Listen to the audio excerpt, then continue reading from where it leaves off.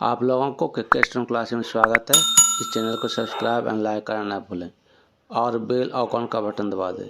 आज आपको प्रतिलेखन संख्या 13 और 14 100 के स्पीड में लिखाएंगे।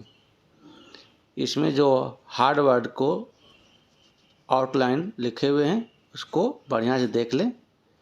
Ready, last ready, start. महोदय, निसंदेह ही आज भी हम भले ही कई मुश्किलों का सामना कर रहे हों, फिर भी हम 1991 के उन दिनों जैसी स्थिति में नहीं हैं। एक राष्ट्र के रूप में हमने काफ़ी भरपाई कर ली है और हम आगे बढ़ने के लिए तैयार हैं।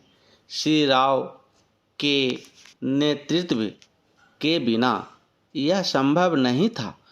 अब यह अटकल लगाना व्यर्थ और मूर्खतापूर्ण भी है कि कोई और नेता होता तो क्या कुछ ज़्यादा और बेहतर किया जा सकता था या नहीं। तथ्य यह है कि वही नेता थे जिनके कारण हम एक ऐसी स्थिति तक पहुंच गए हैं जो देश और उसकी तरक्की के लिए निरापद है। हम जिस अवधि से गुजरे हैं वह बहुत मुश्किल और हलचलपूर्ण थी। सोवियत संघ के पतन और विघटन से हमारी जो कुछ भी अंतर्राष्ट्रीय स्थिति थी उसका आधार ही खत्म हो गया। ऐसा लगता है कि हमारे देश में कुछ लोग इस घटना का पूरा मतलब नहीं समझ पाए हैं। बेशक यह कम्युनिस्टों और आधुनिक समाजवाद के अन्य समर्थकों के लिए बेहद चिंता का विषय था। इससे उन सभी निष्पक्ष देशभक्तों को काफ़ी दुख हुआ जिनके लिए सोवियत संघ अच्छा मित्र था और अकेली विदेशी शक्ति थी जो हमेशा हमारे साथ खड़ी होती थी। उससे हमें काफ़ी नैतिक और भौतिक समर्थन भी मिला था। हमारे देश में सोवियत संघ के तमाम मित्रों में भी सभी लोग यह नहीं समझ पा रहे हैं कि आर्थिक, वैज्ञानिक और प्रौद्योगिकी के हिसाब से इसका क्या मतलब था और है। जब हमें सख्त ज़रूरत थी तो कोई ऐसा नहीं था जिसकी ओर हम देखते घबराने और अपने देश को दिवालिया राष्ट्र घोषित करने के बजाय प्रधानमंत्री ने मुश्किलों का डटकर मुकाबला किया। हमें इस संकट से निकालने की व्यवस्था की और साहस के साथ देश को एक नए आर्थिक रास्ते का अग्रसर किया। पहला चेंज, कांग्रेस ने अपने चुनाव घोषणा पत्र में इसकी मोटी रूपरेखा न बना ली होती तो बेशक यह संभव न हो पाता। इस घोषणा पत्र के मुख्य निर्माता स्वयं राजीव गांधी थे और इसे तैयार करने में श्री राव उनके मुख्य सहायक थे।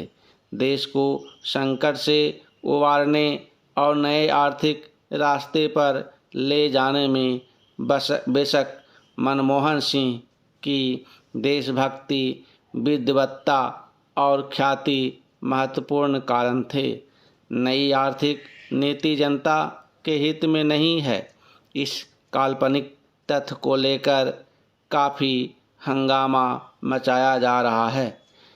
इसके उलट अगर उसे अपेक्षित ढंग से लागू नहीं किया जा रहा है तो इसकी वजह यह है कि जनता के नाम पर हर तरह की आंशिक और कॉरपोरेट मांगे पूरी की जा रही हैं। प्रधानमंत्री ने दो महत्वपूर्ण तरीकों से नई आर्थिक नीतियां बनाने में अपना योगदान दिया है। सबसे पहले तो उन्होंने नई नीति लागू करने के लिए मध्यम मार्ग अपनाने पर जोर दिया है। नए आर्थिक कार्यक्रम को लागू करने में उन्होंने जो दूसरा महत्वपूर्ण योगदान किया है वह है इसके पक्ष में राष्ट्रीय सहमति बनाना।